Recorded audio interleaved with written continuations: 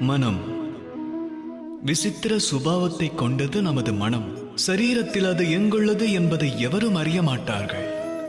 ஆனால் அகிலத்தவர்கள் மனம் கூறுவதை நிறைவேற்ற பெரும் முயற்சி மேற்கொள்கிறார்கள்.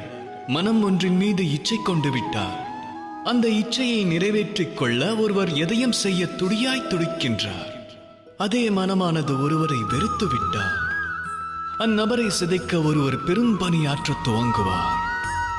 அதோடு மனம் ஒருவர் மீது அன்பு கொண்டார். அந்நபரை ஆனந்த வெள்ளத்தில் மூழ்கடிக்க ஒருவர் எதையும் செய்வார். ஆனால் சுகவாழ்வு கிட்ட வேண்டுமெனில் மனமானது வெற்றிடமாக இருக்க வேண்டும்.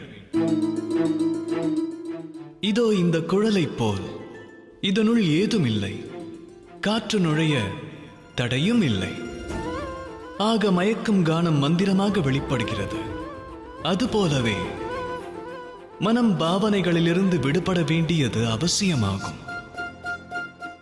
நினைவில் கொள்ளுங்கள், பலவற்றை மனதில் நிரம்பச் செய்தால் மனம் அதை வெல்வது கடினமானதாகிவிடும்.